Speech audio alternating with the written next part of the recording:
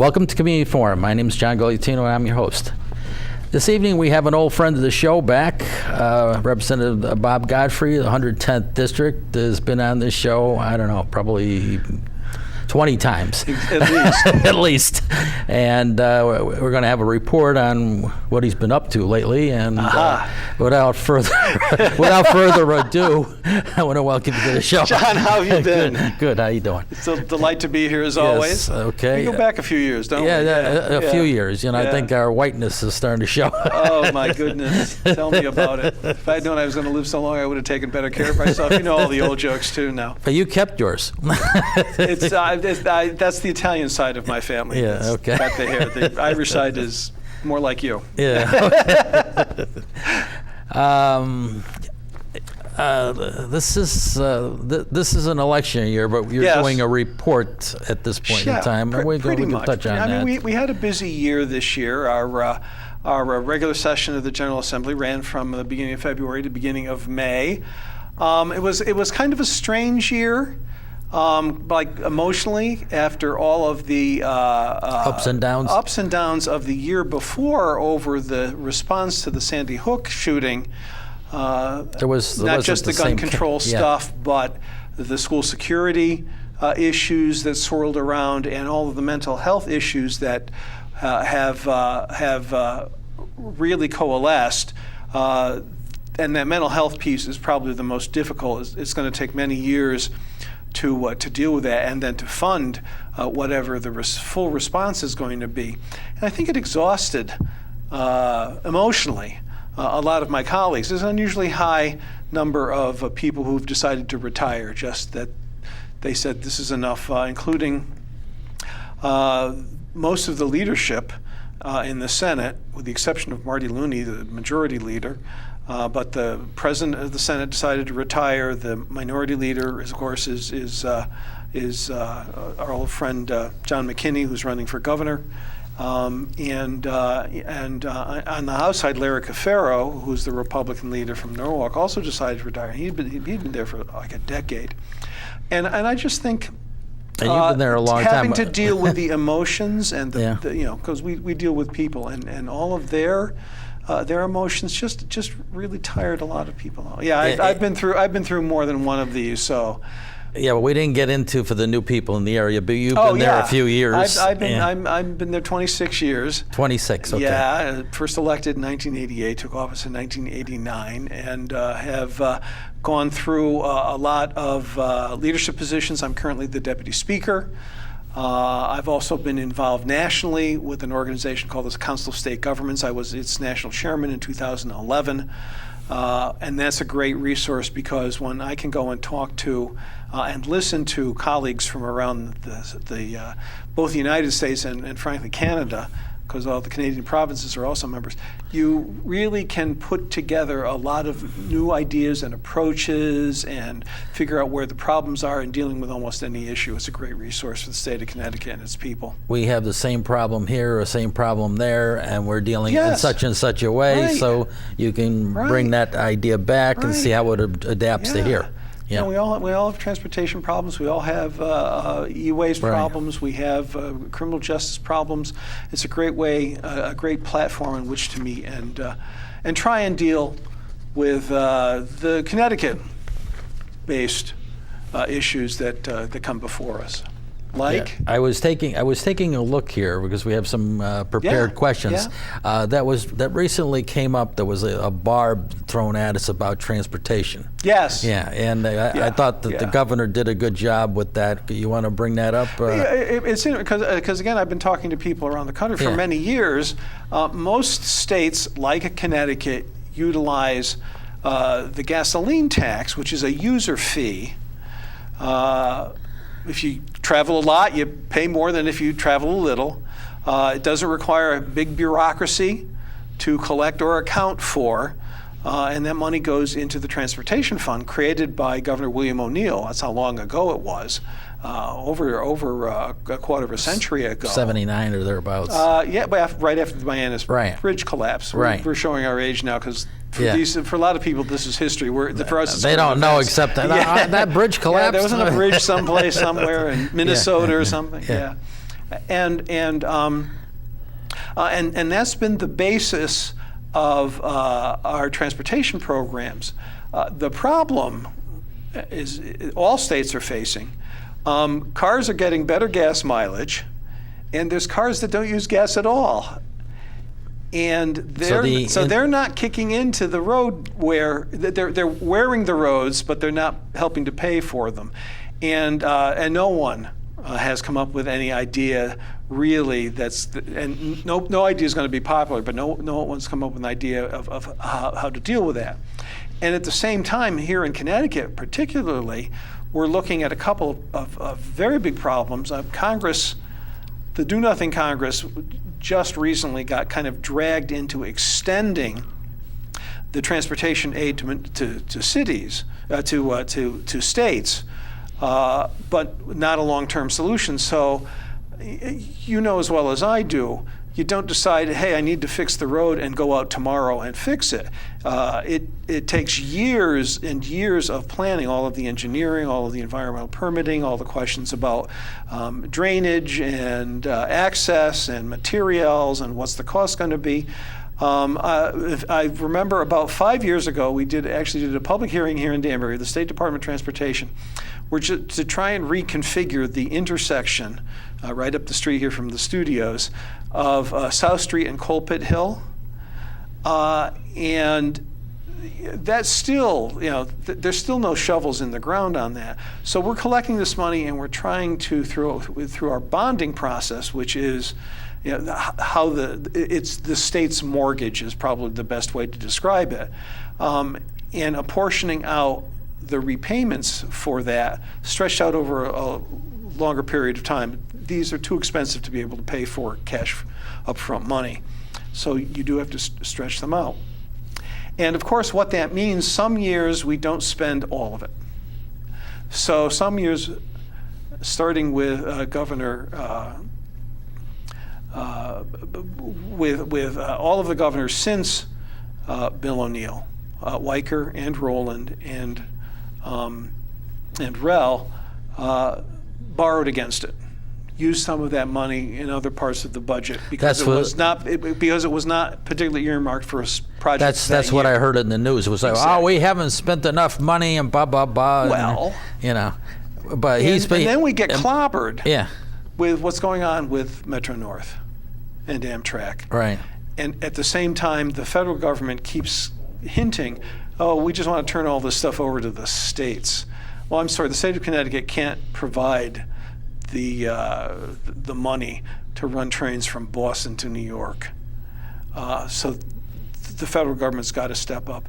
I like to think that the United States is the best country in the world, but I'll tell you, being the son of a railroad brakeman and the grandson of a railroad engineer, not in trains, not in mass transit. And it's only in the last couple of 3 years that Governor Malloy has changed the focus from just roads to roads and trains and ports and airports. But you can't turn around in 3 years what has been in the making for over 20.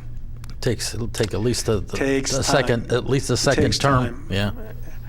And even then, it really takes some very long-range thinking. So that's was part of the budget discussions. It's part of the jobs discussion. Yeah, certainly, construction jobs are real jobs. People are making money. Well, if you're putting roads in, are you doing? That's jobs right there. Absolutely. Because it's not, you're just not doing 2 miles of roadway. No, you're doing we're not 20 miles, about or more. Painting the line down the center of the highway. Right. We're talking about bridges. We're talking about dams. We're talking about ports. We're talking about airports, and those are jobs now.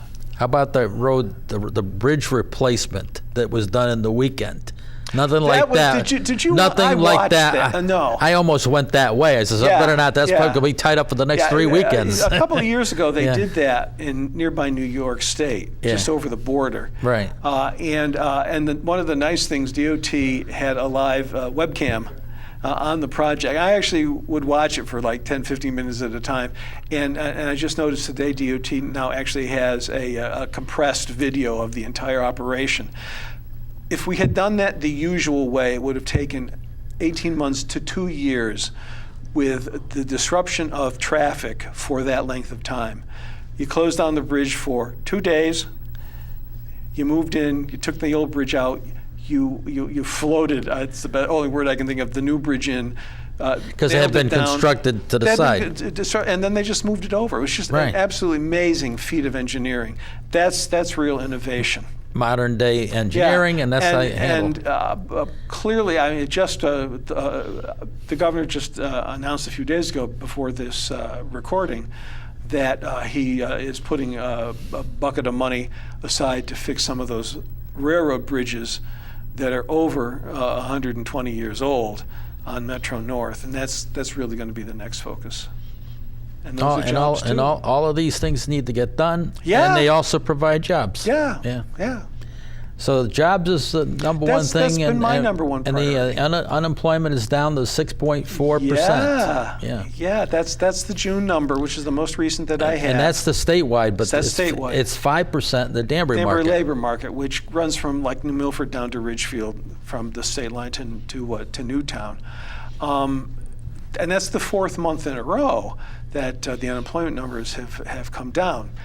A little slow for my taste, but I think it's what I've been focusing on. Certainly, I think a lot of people have been focusing on, and we've done quite a bit. And most recently, we dealt with some of the opportunities. As you know, I'm a veteran of the Navy, going way back.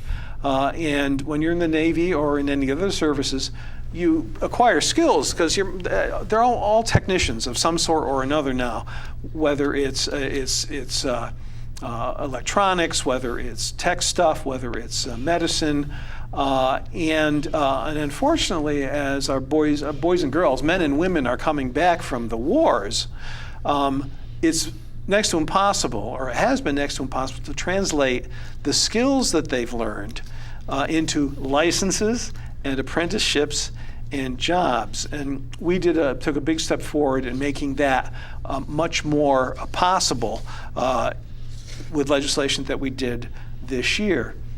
We've also provided, recently in Danbury, we had a jobs fair that was particularly focused on veterans coming back. So that was very well attended, very well put together, and has translated into jobs. We've also looked, one of the biggest areas of unemployment has been among young people. The just old enough to work up until their early 20s. We've tried to provide some subsidized work experience for them. If you hire them, you can get a subsidy from the state to help pay their wages for the first 6 months or so, depending on the business you're in. And we've also not just focused on the unemployed and the workers, but we've also focused on the employers. Governor Malloy, with our help, created this step-up program. And it is designed to help businesses large and small.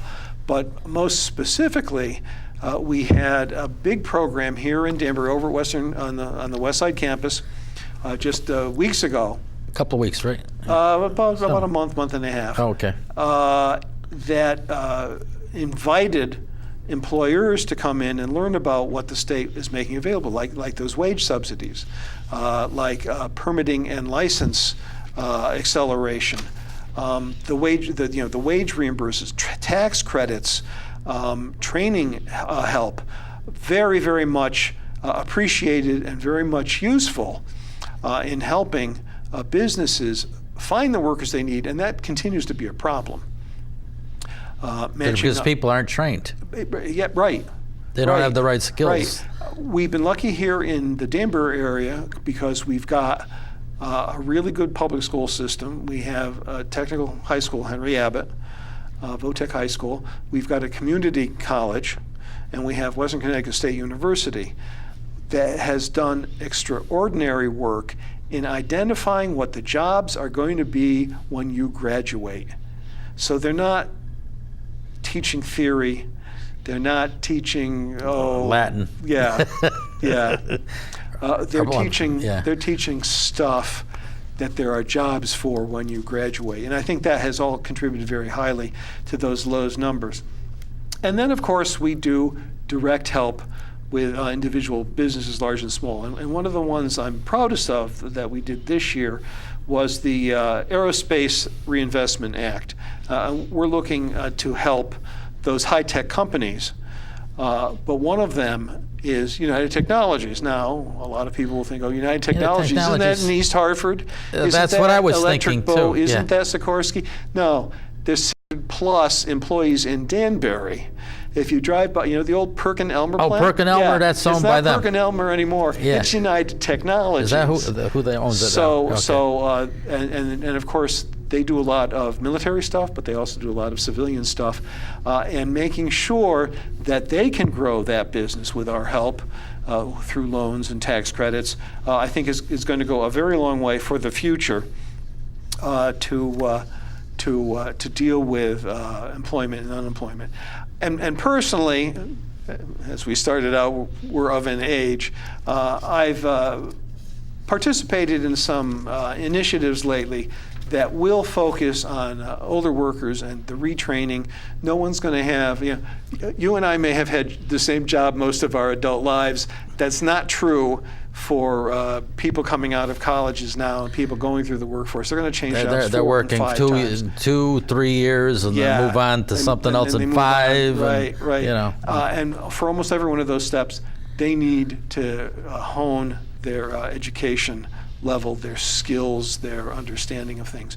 So we're going to put some effort into doing better coordination, as we do in the Danbury area, on making sure that people are informed when they come back for training and retraining what the jobs are going to be.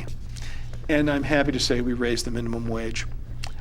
It went up to $8.70 on January 1st. By January 1st of 2017, it'll be up to $10.10 an hour. And I was just reading an Associated Press story, actually just today before I came down here, that the states that have raised the minimum wage are showing a faster job growth rate than those states that have not. There's about about a baker's dozen of states that have already done this, and they're seeing unemployment rates come down in a much faster rate. It's just really interesting when you look at that kind of analysis. Well, you can actually get a job which helps pay your bills, and you're more likely to come out of retirement or wherever you are, and and off actually the couch potatoing. Yeah. And we've seen a lot of that. People have been coming back into the workforce. People had been who had lost a job through no fault of their own.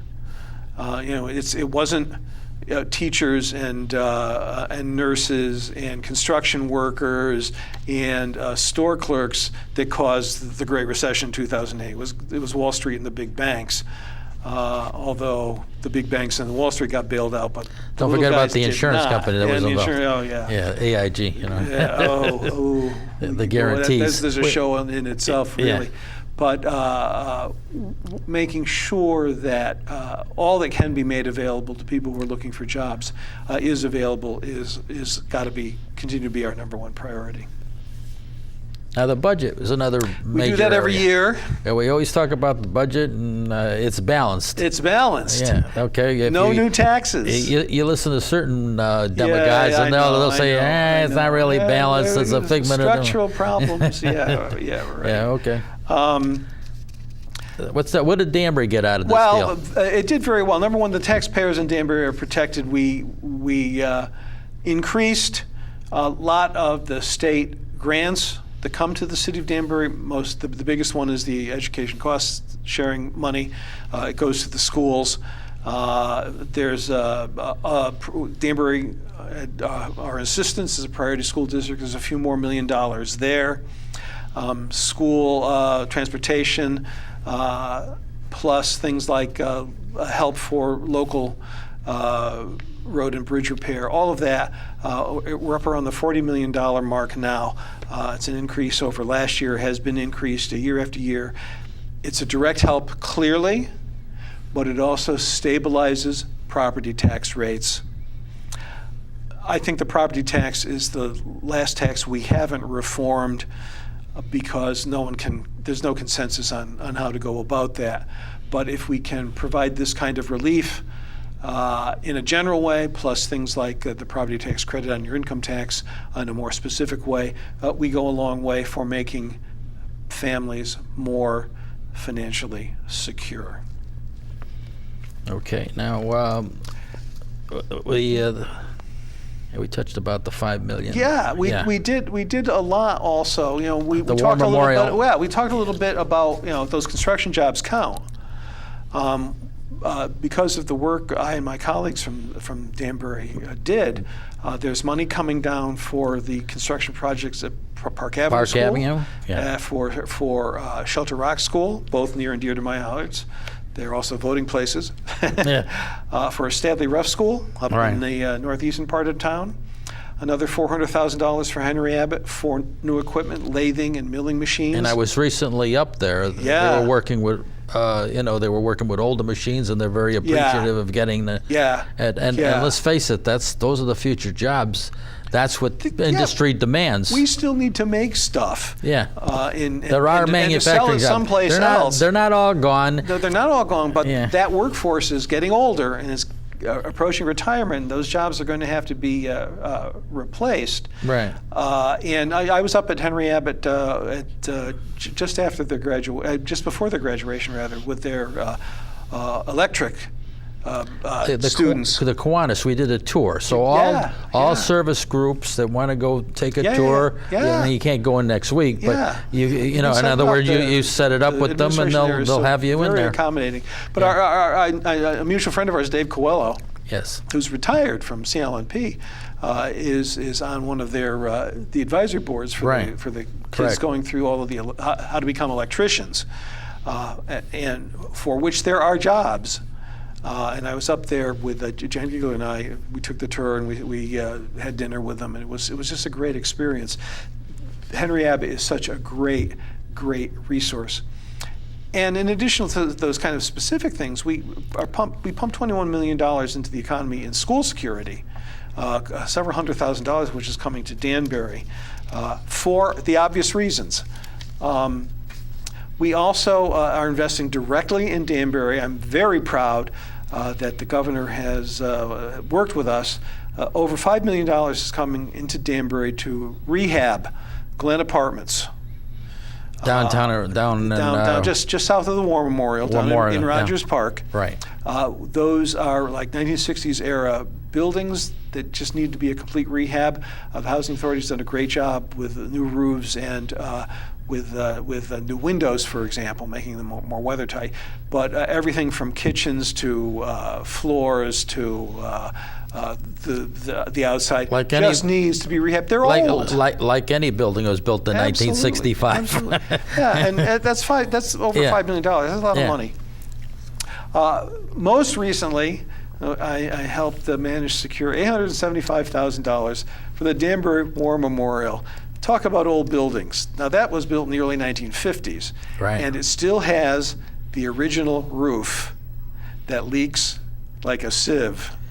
And considering that that's the city's emergency shelter, I don't think can't have you've got a lift. hurricane or No. a blizzard going on, you want to go into a building where that the roof is not intact. Right. And there's smaller things. There's $250,000 The old for armory. Civic, for the old Army. Jim Maloney's group runs that. It's a community center. It's a training center. Well, it used to be the Romby Center. Yeah. That needs work. And there's work on the kindergarten and we are trying to come up with the sufficient funding to have universal kindergartens, full-time kindergartens throughout the state of Connecticut. It's been an ideal for some time. And making it's college much closer to a realization. We're trying to make college more affordable. That's going to take even more work, but I think we have a good foundation to build. When we talk, we get together like a couple of older people that we tend to be. Where we got 3 minutes to go. We remember. let me spend a minute consumer let me protection. spend on a couple of pet projects of mine that I work on. Whatever you want to cover here. Because I'm very. We got another sheet here, but we're not going to cover it. Pages and pages and pages. We've got there's three things I worked on personally. Okay. I have diabetes, which is not a surprise to anybody, but managing chronic diseases like that, cardiovascular disease, cancers, strokes, lupus, those kind of things, I'll tell you, do hit your quality of life, I can tell you personally, but it also runs up healthcare costs. And in many ways, they are manageable and in some cases preventable. We're putting new resource into doing exactly that, to both lower costs and to make people's lives better. Minors could buy e-cigarettes. And let me tell you, the tobacco companies said this is a way to get kids hooked on nicotine, so when they get old enough, they'll buy smoke cigarettes again. No more. Shame on them. And we certainly say, no, we're not going to get kids addicted to nicotine. I'm going to do a lot more work on that issue, too. How about the consumer protection with the teaser rates? Electric costs? Yeah. That continues to be one of the bad things about the New England economy. It's energy costs so much. We did try to deregulate the industry. It has not worked out as happily as I could consider. We got all these people coming in and, we'll give you this really cheap electricity for 6 months. And then go to a variable rate, and then people suddenly find out that their costs triple and quadruple. And let me just end quickly and talk about Catherine Violet Hubbard. She was one of the youngsters at Sandy Hook Elementary who didn't come home that day. She loved animals, and her family and her friends have created a foundation in her name to create an animal sanctuary in Newtown. And I worked very hard to get 35 acres that were previously owned by the State Department of Agriculture that's going to go to the Hubbard Foundation and get that animal sanctuary in place. I think it's the least we can do for Catherine and to remember those kids in a very positive way. Now, do you have a website or something? No, I just my state one. Oh, okay. Google me. You can find it. At the state of Connecticut. State of Connecticut, the Connecticut General Assembly. And there's also a telephone number for all of the absolutely the Democrats. Yep. There's Okay. an 800 number. You can reach me easily. This office is open every day. Don't hesitate to call. Okay, they're waving to me goodbye. Goodbye, John. We can go All on right. for another half an hour. All right. Always good to see you. All right, thank you for coming on the show. I want to thank the viewers for tuning in to Community Forum. Tune in next week, same time, same station. See another program. Good night for now. See you then.